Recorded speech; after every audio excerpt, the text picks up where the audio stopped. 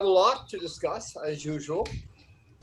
For our top news story, apparently the U.S. is emerging as the engine for global economic recovery due to the stimulus cash, and there's been a job spike. In technology, we have a robo artist named Sophia. She sells art apparently for $688,000 and 888 cents or something. Anyway, and she's now eyeing a music career in as a robot and as an artist. Our two-dimensional material story, by stacking two-dimensional materials, and we've talked about that before, we can apparently make them very strong.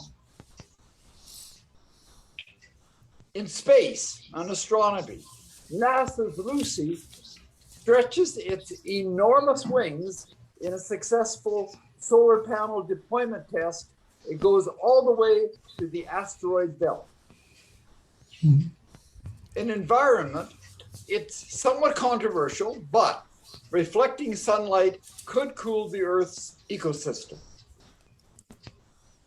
In biology, artificial intelligence nanosensors will explore the biomolecular world. That's interesting. But for the brain, the evidence is in. Working from home is a failed experiment. Apparently, we like being with other people. And in health, the rates of Parkinson's disease are exploding. And it may be that a common chemical that we have around may be to blame. So that's what we'll talk about today. And now, Richard, what's this in our top story about the U.S. with stimulus cash and a job spike emerging as the main engine for global economic recovery? Well, I think that it means America and the Biden administration have done some things right.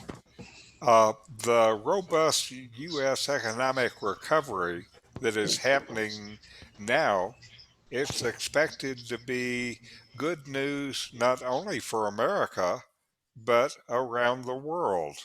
The U.S. economy is gathering so much steam that the gains for goods will be felt in other countries because when we're back in business, we buy stuff.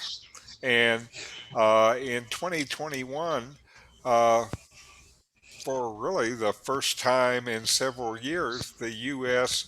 is leading the world in its economic power.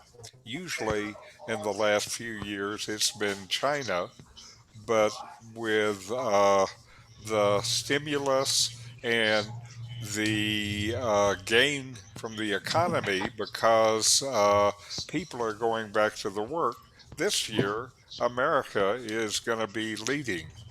An example of the U.S. performance was the March labor report, where the economy gained almost a million new jobs and the unemployment rate fell to 6%.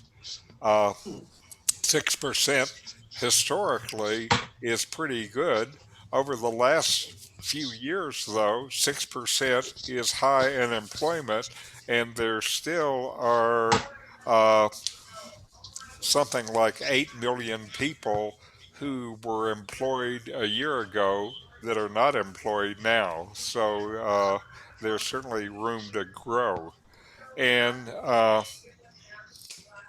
the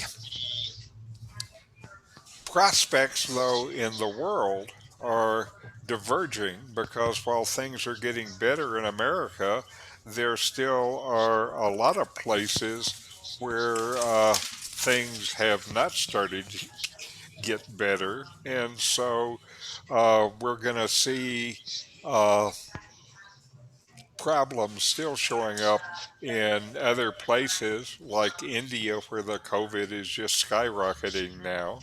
And the pandemic has pushed 100 million more people into extreme poverty, with a quarter billion now experiencing acute hunger.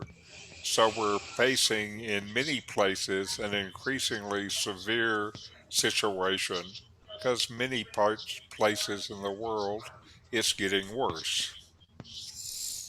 Any thoughts? I think it's interesting that China, which has been impacted much less by COVID, you would expect them, the economy to grow faster than the United States in 2021, but that doesn't seem to be the case. Yeah. I remember when Rahm Emanuel was part of Barack Obama's cabinet, and he said that you should never waste a crisis. A good crisis, yes. Yeah, and so yeah, all the horrible monetarists, they can't kind of come up with their terrible austerity theories and things like that. We've got, it's really great. It's good what America's doing, and America's showing the way, and all the other countries should follow. It's the only way.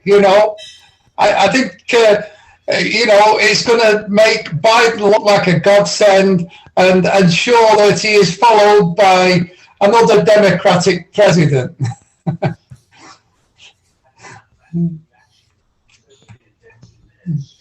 To move along to technology, Richard, what's this about this person by the name of Sophia? Maybe it's not a person, it's a robot who sells art at expensive rates and is now eyeing a career in music. What's this about Sophia? Now, Sophia is an interesting lady. She was created really 4 years ago now by David Hanson, who runs Hong Kong based Hanson Robotics and has been designing robots for 25 years. So he has an immense amount of experience here. And Sophia is a robot of many talents. She speaks, she jokes, she sings, and now she's making art.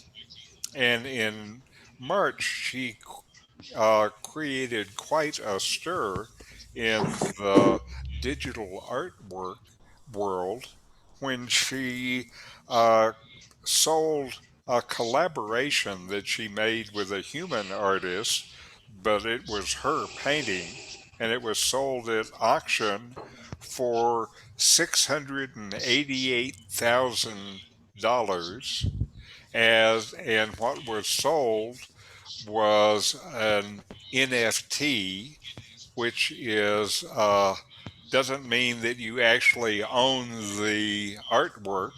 It means that you have bragging rights around the world for that artwork. Now, uh, not only did she sell it for this high price, but it was paid for using cryptocurrency. So we had kind of an imaginary robot artist making a piece of original art that was sold on the world market for imaginary robot money. So I think that that's is kind of a unique combination of events, and uh, this Sophia was built with the ability to mimic facial expressions, hold conversations, and recognize people. So she's really got a lot of skill. And in 2017, she was granted citizenship by Saudi Arabia.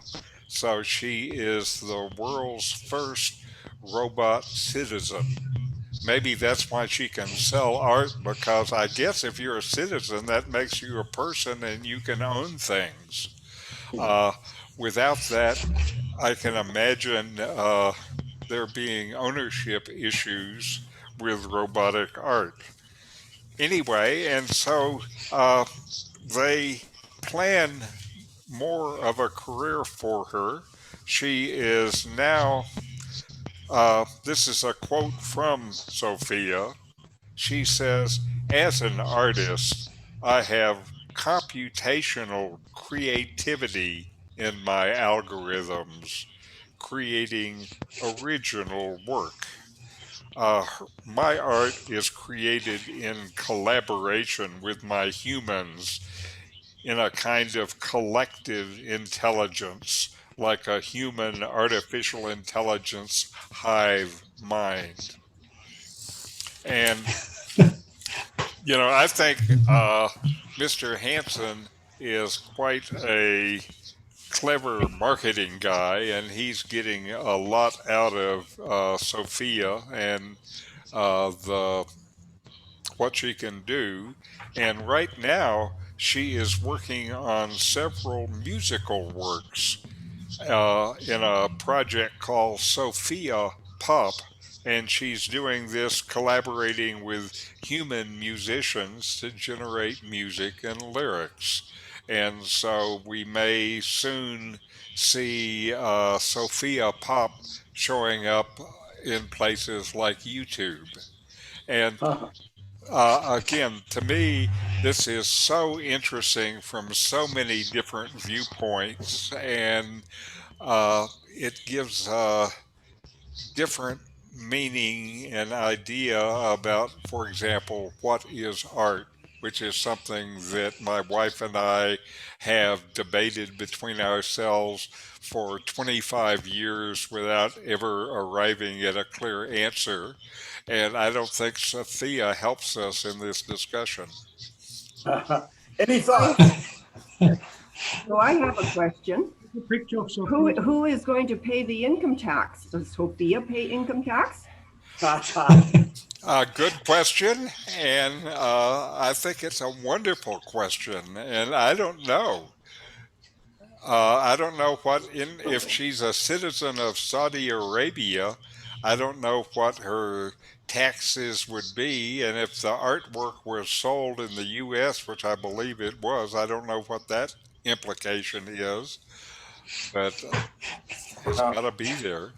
Good question, Margot. The other sticky question is, if Sophia is a Saudi citizen, is she a Sunni or a Shia? Yes, now when I've seen her, I've never seen her wearing a veil. And I don't know if she can drive cars. Yeah.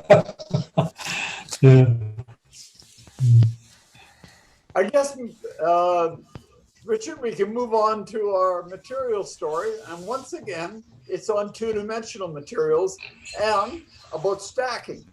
And by stacking two-dimensional materials, we can make them very, very strong. What's that?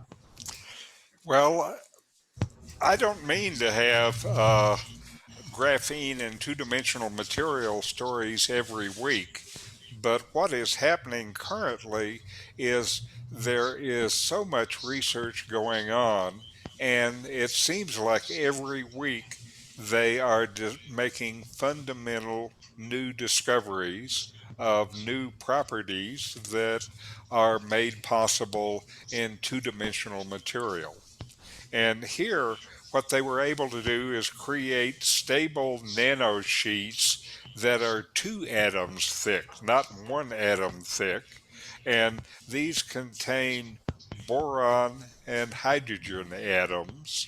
And the way that they stack together makes a very complex structure, and this complexity of the structure gives it more strength than steel and more versatility than steel. And uh, again, this is from a material, a 2D material called borophane, and it's only 2 atoms thick. And who knows what they will find next? Uh, I was sent an email from Johannes earlier today about graphene, and it listed 60 different new applications that basically they've already figured out for graphene. And as I say, they are discovering new applications every week. And what you're seeing here is this is 2D material, none of which are graphene or graphite base. This is based on boron and hydrogen. And one of the kind of research that they're doing is looking at single sheets of 2D material and then trying different combinations and seeing what they get. And as I say, each week almost they're finding something new. Lots. What would one of these sheets look like? Would it look like a very thin piece of glass? I don't think it's clear. It would more look like a smoky piece of uh, cellophane that you would wrap your meat in.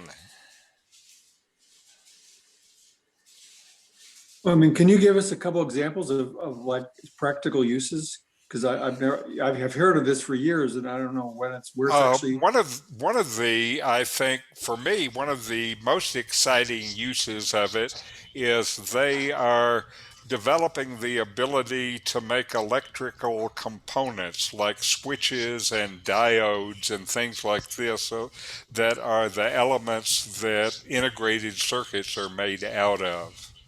And uh, what we will see, I believe, in about 10 years is a revolution in microelectronics where instead of making those big, clunky, multi layer semiconductors, they're able to make it in 2D sheets of material. It turns out graphene is a wonderful conductor, so it makes a great substrate for all of these things. And then if you can start to build circuits and devices into it, you're able to make things that are very small and use very little power and generate very little heat. That's one example. Another example is that they are able with graphene to make it be detect light and to be able to generate light. So, a big part of electronics now, communication, has to do with the ability to send and receive signals using light. And they are able to use graphene as both a source and a detector for that. So that, Another, another thing is improving the efficiency of batteries, which is of interest for civilization. yes, so that what Johannes was saying is one of the things that they are working on madly is essentially a solid state battery that uses layers of graphene, and it looks like it will have greater power density than any of the current technologies and will not use the kind of damaging materials that other battery technologies use. So that's a few of them. I haven't read Johannes' article yet about the 60 new technologies. Maybe I'll send it out to you guys next week and you'll know more. Yeah. Anyway, this Cliff is, I think, in electronics, graphene is going to be the future of microelectronics, and this is really needed now because with using existing semiconductor technology. Now, several years ago, they started to reach physical limits. They've been able to make devices that had more power in smaller spaces, areas for the last 50 years by advancing uh, technology to be able to make things smaller. And then starting about 3 years ago, the line width was only about 3 atoms wide, and the lines are so small that they don't perform like existing electrical circuits. They start seeing quantum effects, and all of this stuff works differently. So we have been at a limit in terms of our microelectronics technology, and that ability to keep making things smaller and use less power is really been the engine of the technical development since the 1970s for the last 50 years. So, Richard, if we want to move from materials to space, what's this about NASA's Lucy? Lucy, who has enormous wings, she has successful solar panel deployment tests, and she's doing this all the way to the asteroid belt. What's this all about? I really had not heard of the Lucy mission until I saw this article. And Lucy is a NASA mission that is planning to explore the asteroid belt, and particularly Trojan Trojan asteroids that are uh, associated with Jupiter. And this will be the furthest from the sun that a solar powered satellite has ever gone. They will be at their peak 530 million miles from the Earth, and altogether, the mission uses about 500 watts of power, which is equivalent to the energy that you need to run a washing machine. So it's not a trivial amount of power. And to be able to get this much power that far from the sun, what they had to do was to make kind of the biggest ever solar panel wings. And the wings, as they stretch apart, span 24 feet. So that's pretty big. And it turns out that because they're designed to operate in space where you don't have much gravity to worry about, if you tried to unfold them on the Earth, the wings would collapse under their own weight. So here we have these giant solar panels that can only deploy outside the gravity of the Earth. And this is planned for a mission that will take off from Kennedy Space Center in Florida October 16th, 2021. And then it will start its 12-year journey to these Trojan asteroids. Any thoughts? Yeah. Yeah. Yeah. It's just mind-boggling coming up on the following up on the graphene stories and then this. I mean, it just challenges your imagination. Yes. Yeah. Okay. Well, that's what I want to do, is to challenge your imagination. The next one is about the environment. And I know it's very controversial, as you say, but what? I'm doing good. How are you? That smells good from here. Taxes and blood pressure on the second. Yeah, how's my dad doing? Oh, he's great. Yeah. Okay. Yeah. So, he has this. Can Um, you can you mute yourself, please? Your conversation is okay. Try again. Okay, it's somewhat controversial in environment, but maybe reflecting sunlight might be a way we could cool our ecosystem. What's that about? Though this is not the story that I picked for this week. There was also a story saying that there was a planned test of this idea that was planned for about a week ago, and they canceled the test. It's so controversial that they Ah, didn't even want to test the idea. And wow. the idea is known as stratospheric at aerosol intervention, SAI.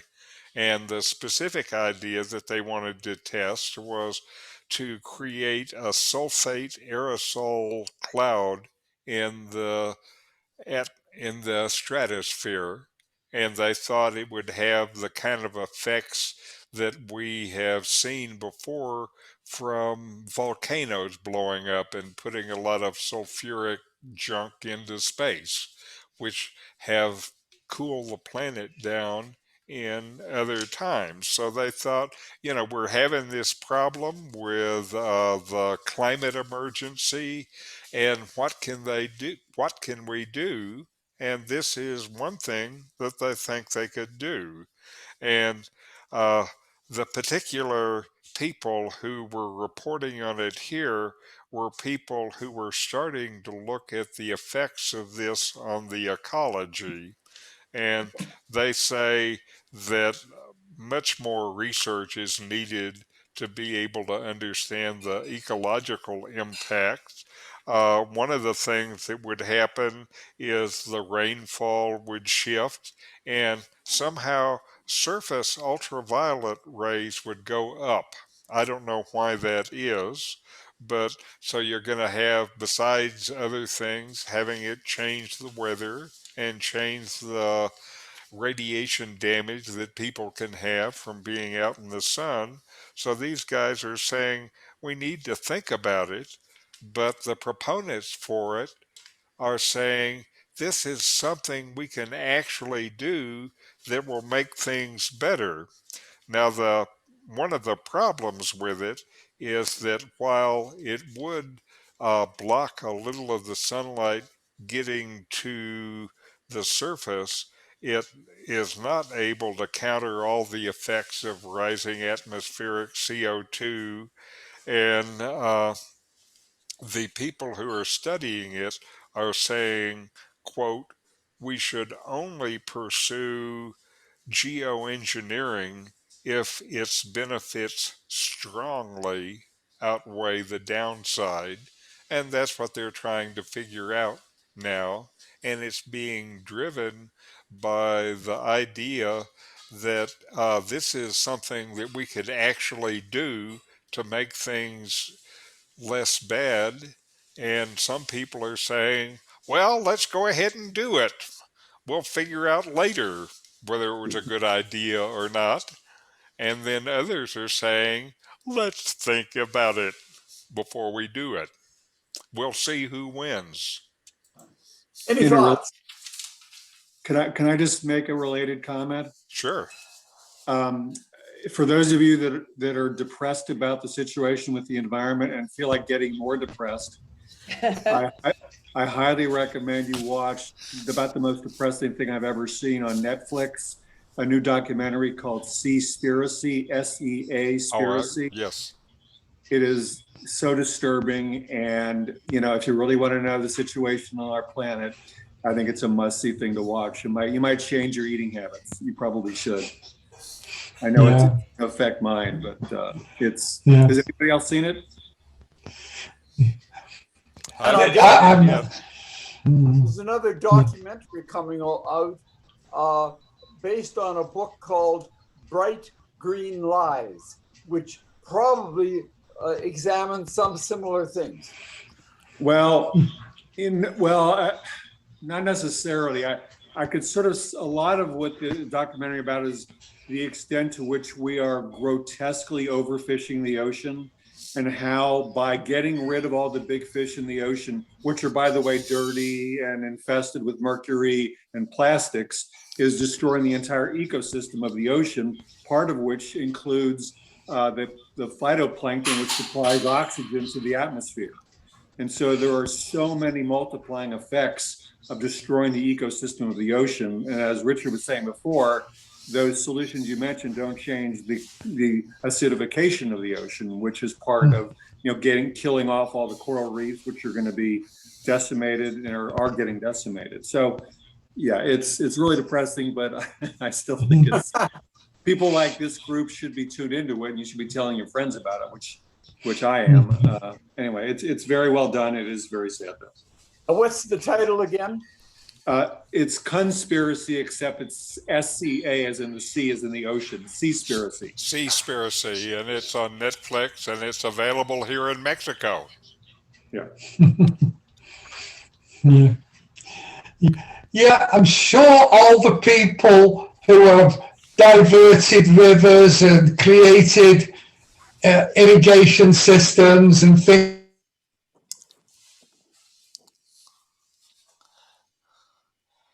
I didn't understand. We lost can't his hear- sound. He's got a crappy connection. Yeah. And he's gone blank. Okay.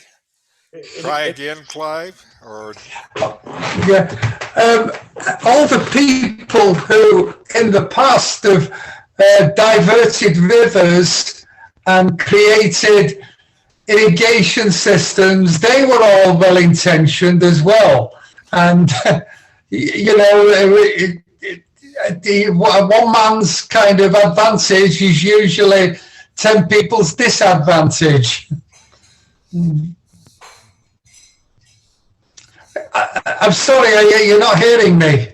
we're hearing you now. Oh. Got you now. Okay. Good. Mm. Anything else? If not, Richard, somebody, okay, we'll move on to the biology story. Apparently, there are nanosensors, artificial, that can explore the biomolecular world. What's that?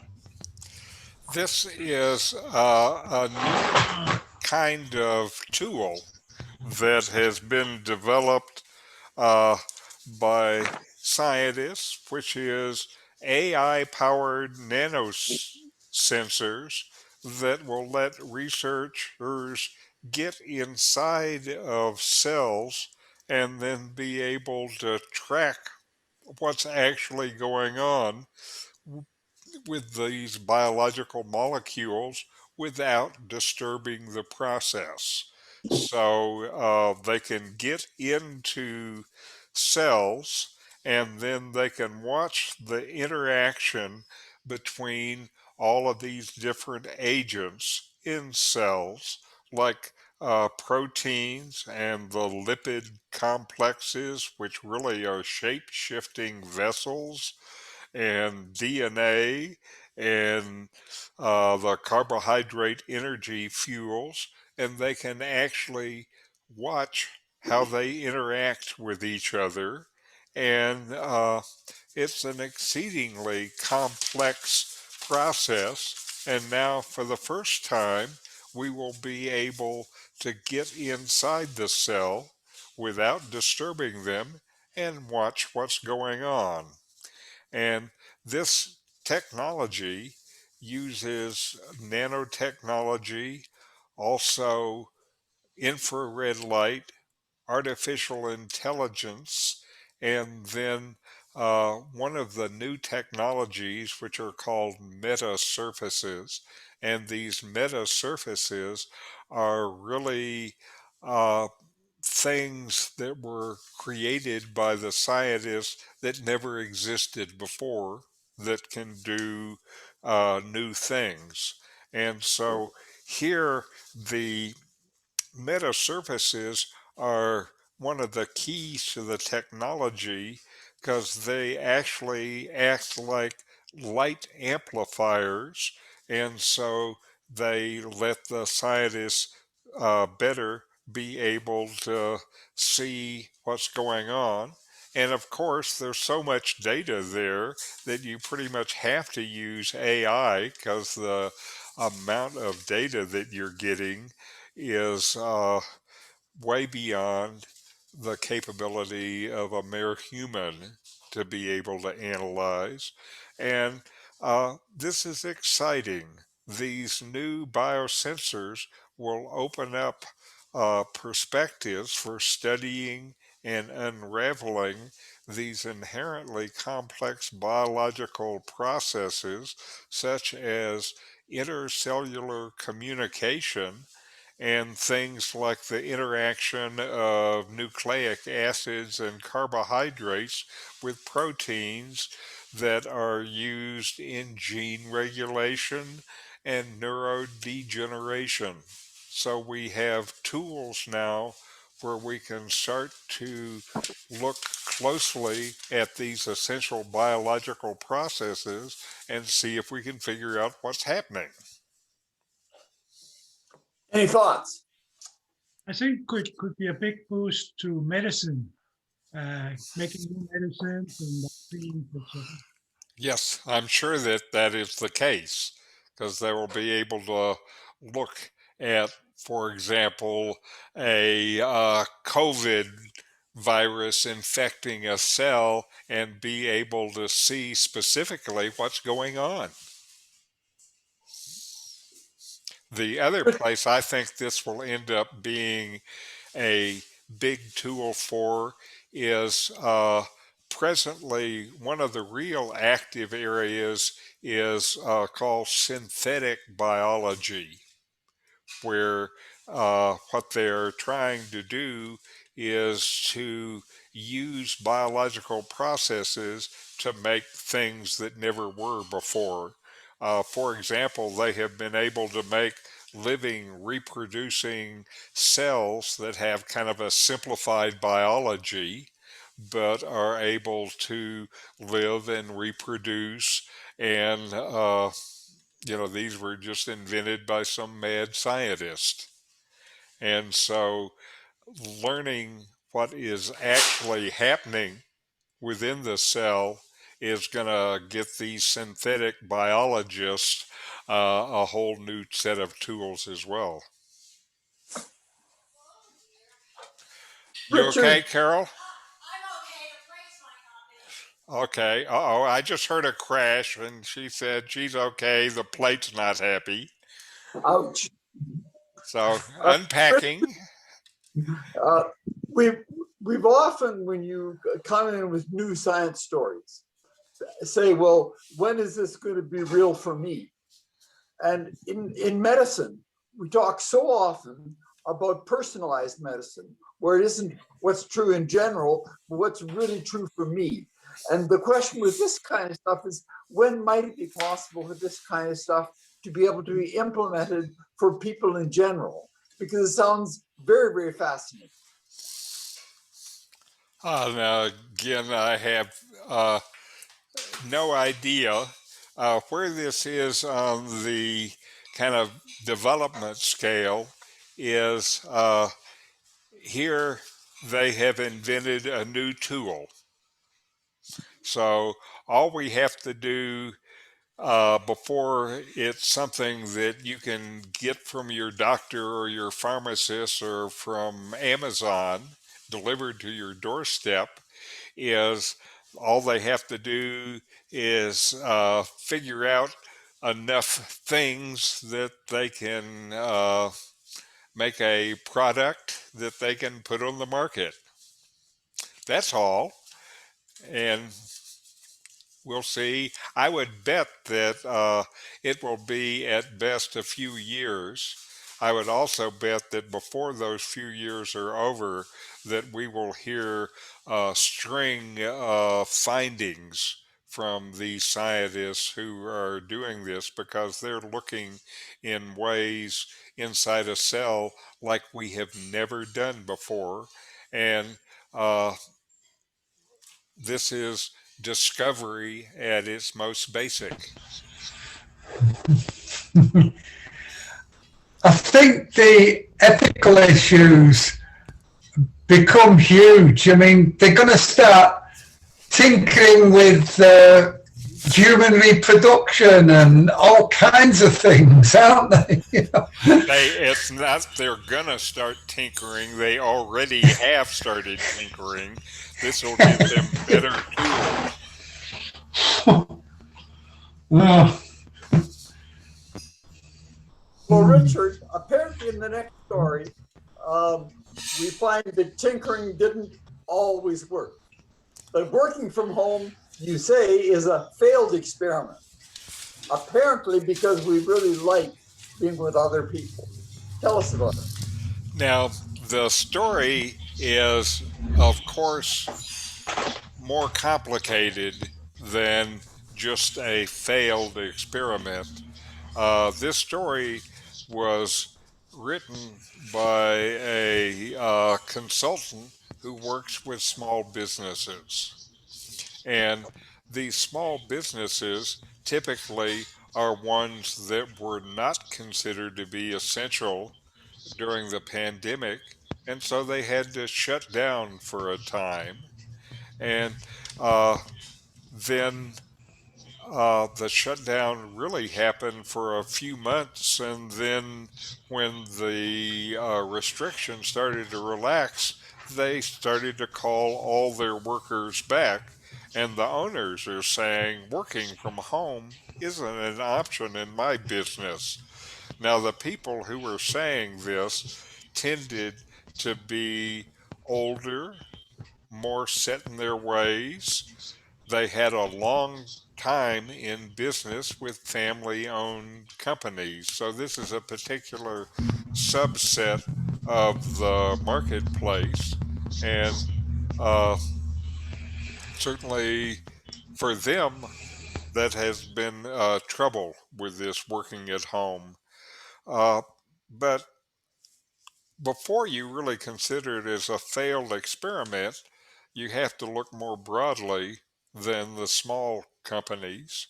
And recently, a large study was done at Microsoft on the other end from the small uh, privately owned company business. And they studied more than 31,000 full time employees. And of the Microsoft employees, almost two-thirds said that they were craving, and that's the word, craving, more in-person time with their teams. And, and about a third complained that the companies were asking too much of them when they were out of the office. Uh, Now, they found that these new working from home arrangements, one of the things that's negative for the people is meetings turned out to be a lot longer. And those meetings are these Zoom meetings like we're having here. And chats have increased by almost 50%, and there's a lot more email. And I can tell you, as someone who worked from home in my consulting business before I retired, it's easy when you're working it from home. You think you're going to have more freedom, but often it turns out to be the freedom to work 7 days a week. And, that's one of the things that they're finding. It's interesting when, with the study, they found that older workers and bosses seem to be handling things in stride. In fact, almost two-thirds of that group says that they're thriving right now. But of the younger generations, 18 to 25, they are struggling to find the right balance between work and life and are more exhausted, the at home workers, than the ones working in the office. They also report difficulty feeling engaged about work, and that it's harder to bring new ideas to the table. And in fact, companies are finding that this working from home is basically killing innovation. When you lose connections to other people and the ability to bounce ideas off of other people, then the rate of actual innovation goes down and it's harder for new ideas to get in. And groupthink happens more often, especially in these web meetings where you can't even feel like you can break in and get your words in. Uh, the tendency to work from home, though, is still too strong to resist. There's this idea and illusion, maybe, of more independence and flexibility and control over your life. And in fact, of these Microsoft workers, 70% said that they, in the future, still desire some kind of flexible work option, even while 2/3 of them say they want to have more time with their team. So it's complicated. Here, I have a son in Nike's IT department, and he's been working from home before the pandemic, actually, for the last several years. And one of the things that he tells me is that he wants to find a way to be able to get into the office at least sometime and deal with his other colleagues on a face-to-face basis. But he still wants to do this and still have it be where he works mostly at home. So maybe he goes into the office 1 or 2 days a month. That would satisfy him just fine. So, uh, we're going to see how this works out. Certainly, there are powerful interests that are encouraging work at home. And these big companies like Amazon and Apple and Google love these arrangements. But part of the reason they love them is their business is cloud based collaboration that uses subscription models. So that's perfect for this stuff because that's what they're selling to their customers. Also, corporate employees uh, see the possibility of enormous savings in real estate costs, as well as the ability to hire better and cheaper talent, regardless of the geographic limitations. So, companies, especially big companies, are going to continue to push this working from home uh, as hard as they can, I think. But still, study after study shows that people working from home are actually more stressed and less happy. Small businesses are going to have to figure out how to balance this with their workforce. So are big businesses too. Any thoughts? Well, I used to work on IT projects as well. And in IT, there's these kind of superstar people who, share their knowledge. Very often you go for a coffee and somebody points you in the right direction and things like that. As long as people, I think, as long as people are working at home, I think they're really going to miss out on those connections. Yes, yes.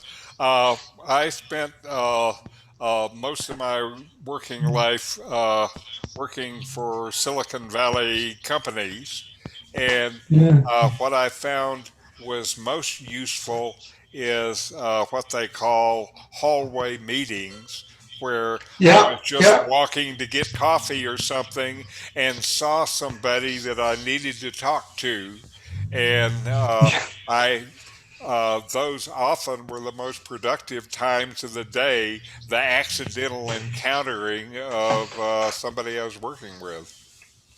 Yeah, yeah. I was It's, actually in taking seeing any major changes in work based upon the studies that are mentioned in this article. Although it refers to lots of studies, I didn't see any study that was dated from before the pandemic. So it hasn't really been an experiment, because in a controlled experiment, changes. And when you talk about, well, people missed being with their colleagues, people missed being with people in any particular environment over the past year and plus. Right. So that's going to, you really need to think about a lot of different ways in which this should play out. I agree. I mean, as somebody who spent 25 years or more working from home, I agree that you want to be in the office sometimes with your colleagues, definitely. And, one of the things about working is for many people, their work experience is the most social part of their life. Mhm. And, we are built, the human beings are built for this kind of social contact. And without it, it makes it very hard for us to live and be happy. So it's complicated.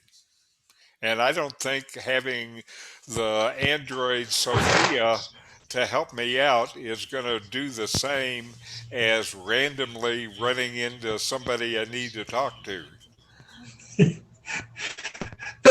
And sometimes I need to talk to somebody about the game that was on TV last night, and that ends up giving me a break, and then coming at a problem from a different angle. Yes, yes. Yeah. So, Richard, our last story says that Parkinson's disease is exploding. What's to blame?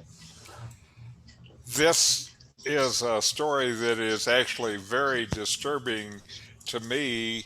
I have four people in my life that I was close to that have had Parkinson's disease. Three of the four are dead because of Parkinson's disease complications, and the fourth is still functioning, kind of, but it's an immense struggle every day.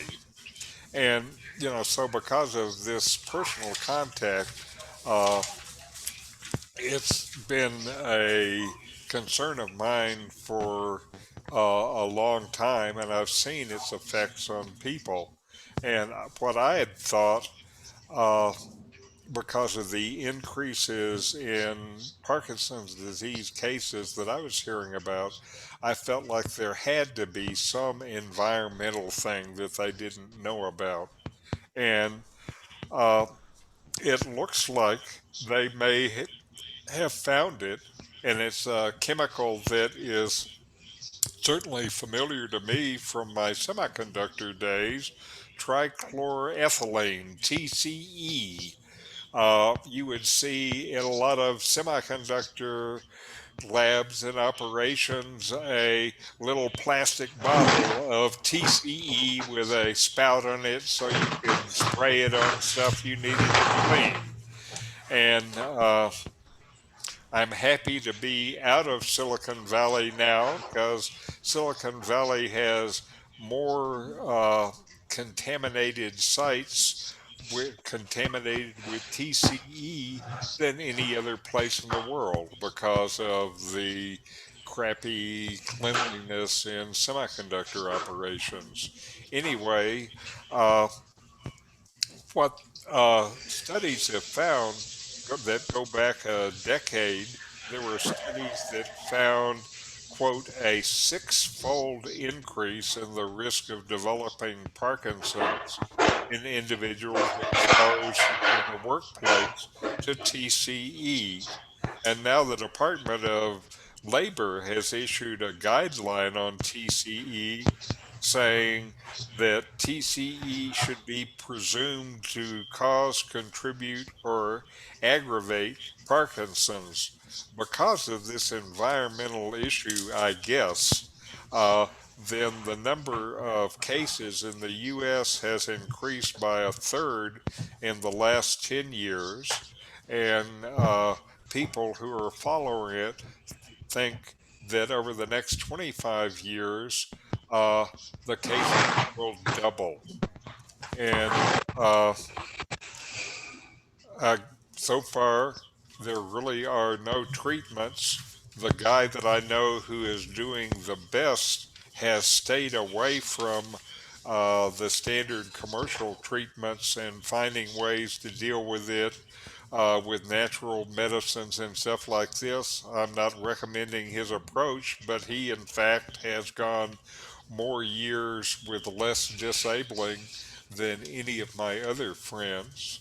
And the Parkinson's is a disease that uh, the there is this terrible progression where first your hand starts to shake and then you lose control of your hand and lose control where it's difficult to walk and it becomes difficult to talk, and so it just continues to progress until it is over. And I'm glad that they're starting to see a cause. What I would be happier about, though, is for them to develop effective treatments. So far, there are zero effective treatments. Any thoughts? Yes, I met Phil mine.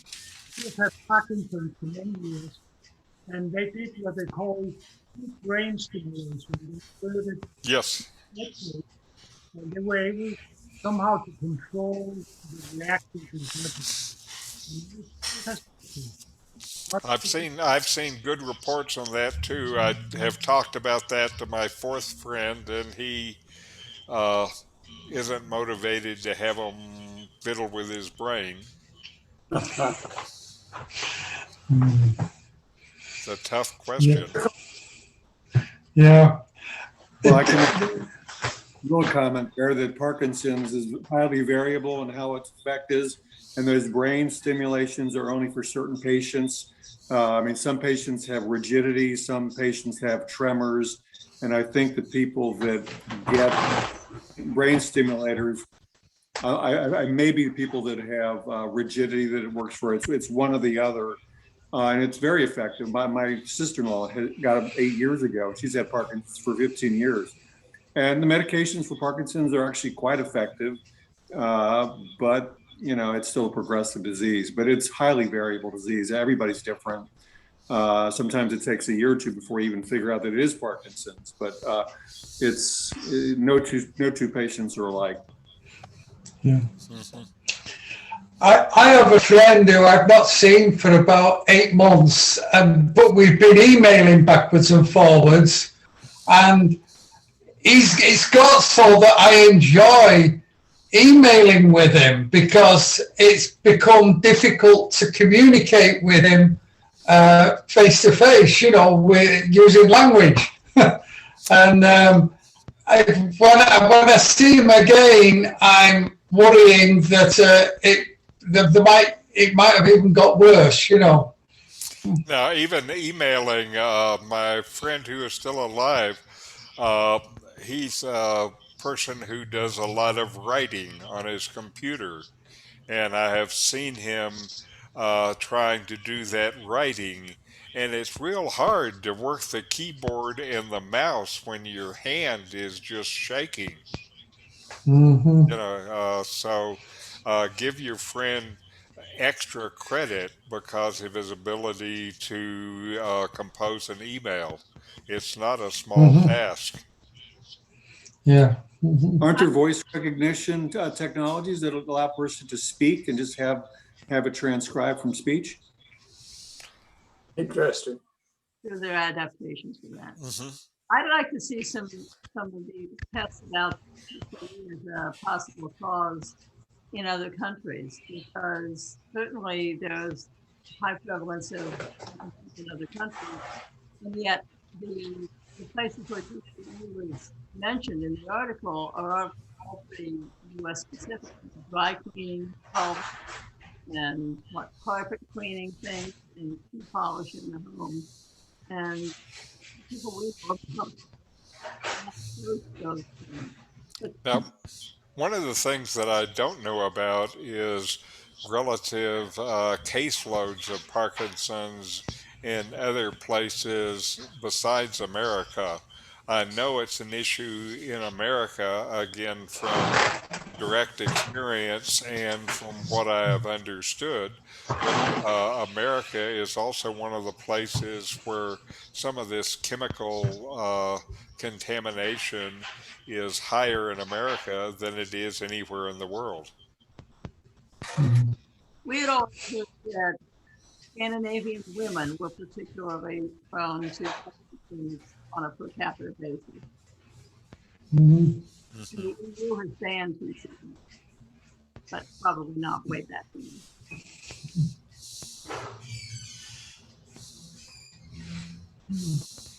Well, Richard, I think maybe that's it for today. And once again, thank you so much. And thanks to everyone for participating. And we'll see you next week. Bye for now. Yeah. Very good. See Bye you. bye. Thanks for joining us today, Cliff. I hope you found it worthwhile. Yeah, very interesting. Thank you for having me. And we were glad to hear your comments. One of the things that I love about this is there is so much knowledge in these people that I am often blown away by the kind of knowledge and wisdom that I hear over the computer screen.